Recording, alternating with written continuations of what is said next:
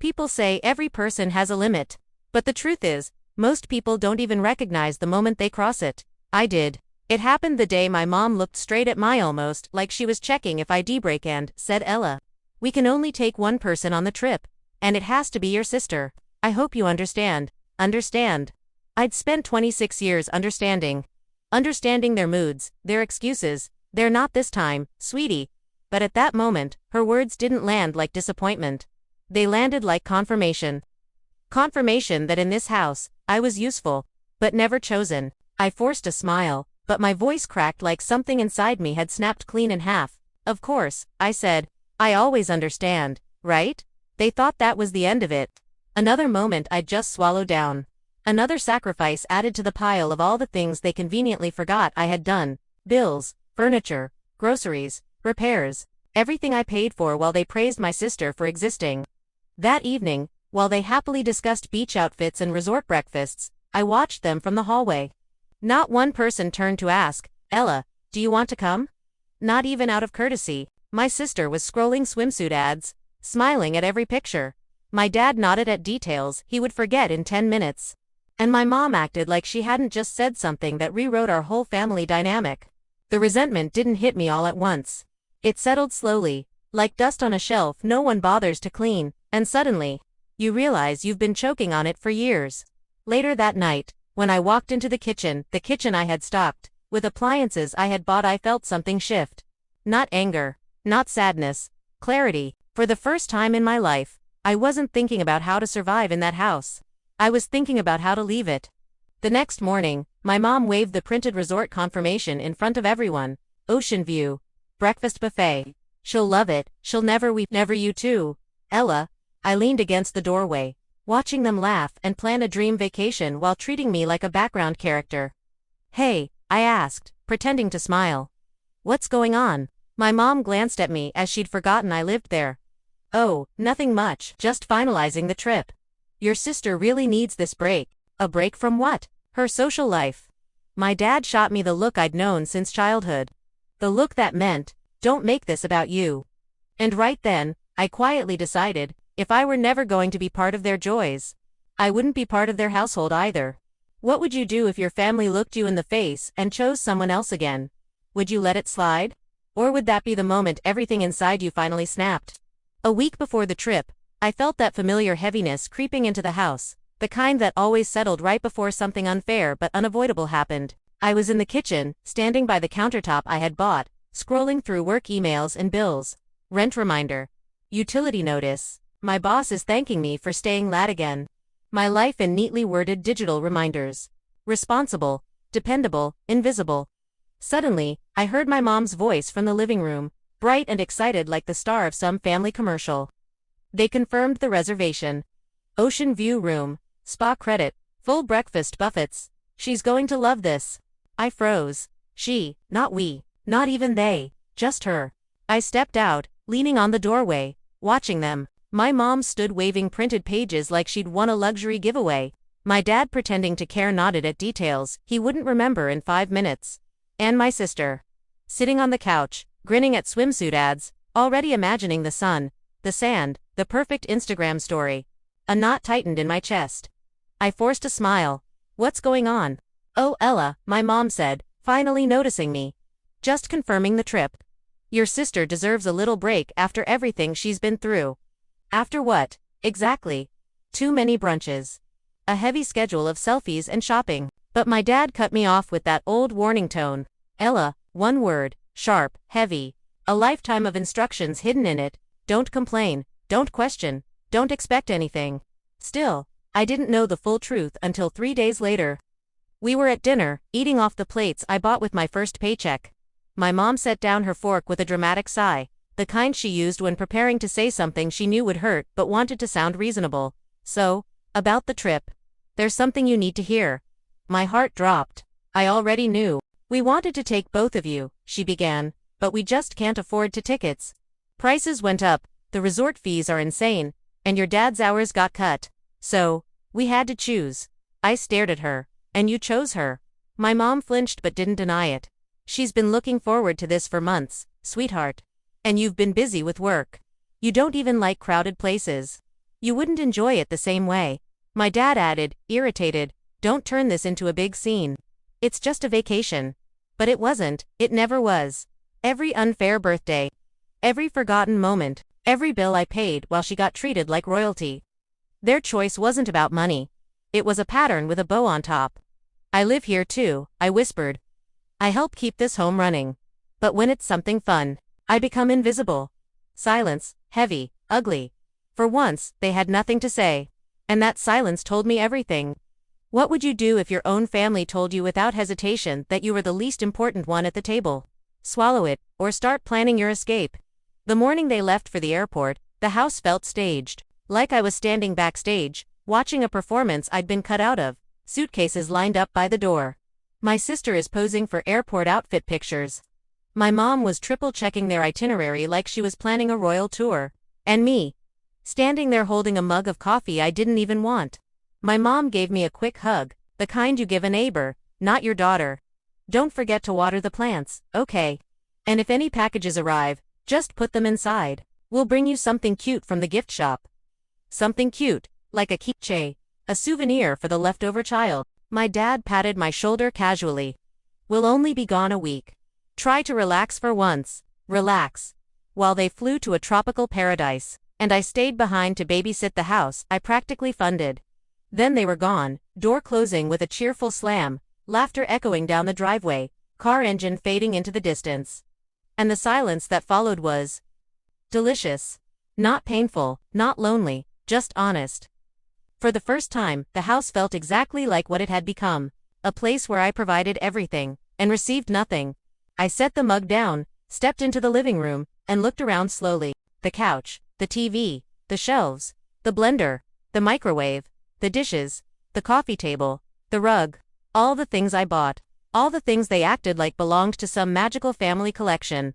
I started recognizing a pattern: my job, my money, my sacrifices, their comfort. I went to my room, pulled out a folder from my desk drawer, and spilled its contents onto the bed. Receipts, invoices, order confirmations, proof, not just of purchases, but of a life where I had carried the weight so my family could pretend everything was easy. I didn't know why I'd kept everything. But now I did. With calm certainty, I called a moving company.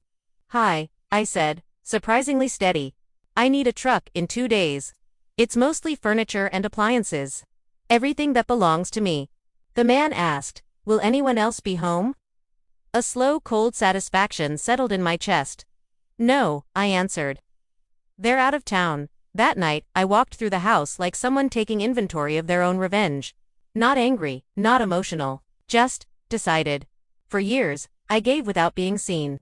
Now, I would take back everything, and they'd finally see the space I'd been filling all along. If you realized your family only valued what you provided, not who you were, would you stay and keep giving? Or walk away and let them feel the emptiness you've been hiding for years? Moving day arrived like a quiet storm, no thunder, no drama, just a certainty settling in my bones. The moving truck pulled up in front of my parents' house, and for a moment, I hesitated. Not because I felt guilty, but because I wondered how none of them ever noticed how much of this home was actually mine.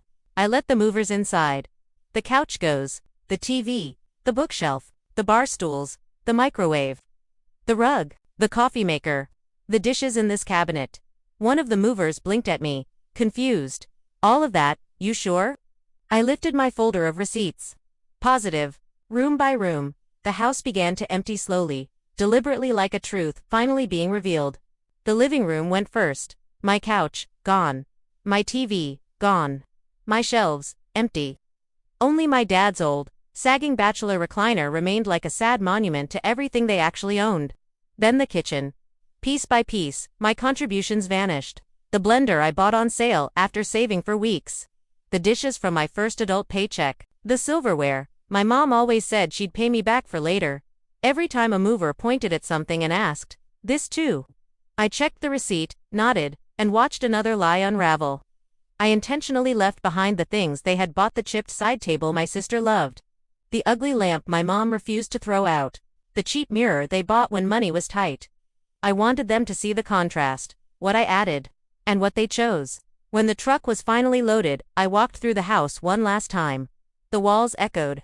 The floors felt hollow. For the first time, The house looked exactly like the emotional reality I'd been living in for years. Empty. At my new apartment, a small, salty air-filled place near the beach, I watched the movers unload everything into my blank space. My bookshelf, my dishes, my TV, my furniture.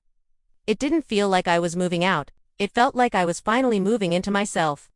After the movers left, I signed the final paperwork, handed the landlord the deposit, and locked the door behind me. No letter to my parents. No apology, no explanation. They had never cared to notice what I gave. Now they could learn by losing it.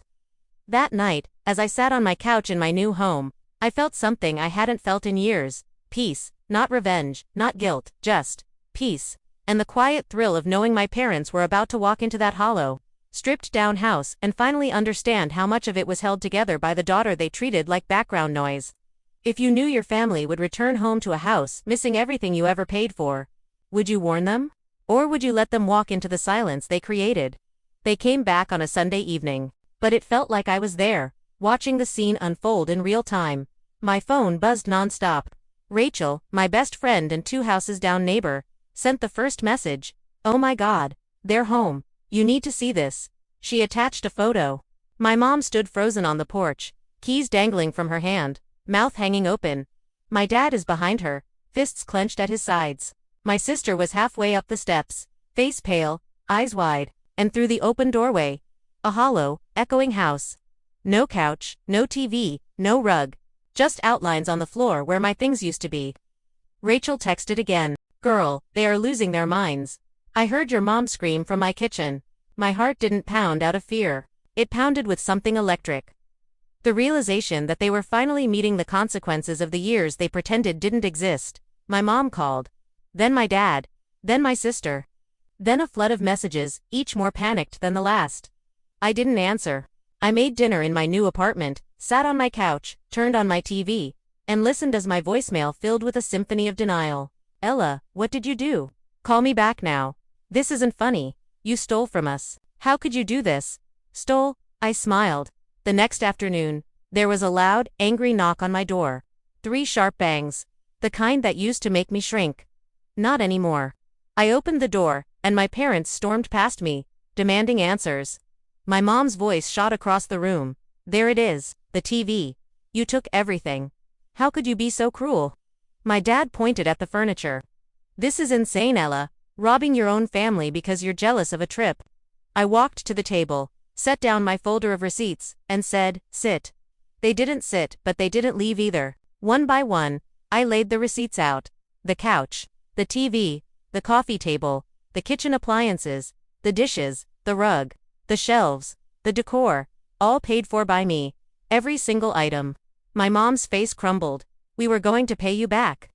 Eventually, I laughed sharp, real. "You've been saying that for 5 years. My sister stood quietly in the corner, eyes wet, finally seeing the truth she'd always ignored. My dad slammed the table. "This is childish. You want to move out. Fine, but taking everything. That's theft." I picked up the folder. "Go ahead. Call the police. Tell them your daughter took what she bought with her own money." He didn't move, because he knew. Deep down, they all knew. For years, they leaned on me, used me, dismissed me, and expected me to keep smiling through it. Not anymore. I looked each of them in the eye and said the words that had been sitting in my chest for years. "I'm done being your backup plan. I'm done being invisible. And I'm done pretending this family was ever fair to me." They left in stunned silence, unsure what to do without the daughter they'd always taken for granted. As the door closed, I felt something lift off my shoulders. Like I had finally stepped out of the shadow they kept me in. For the first time in my life, the story was mine. If your family finally saw how empty life became without everything you provided, would you forgive them, or would you walk away and never look back? Thanks for watching the video, subscribe to the channel and click the bell icon.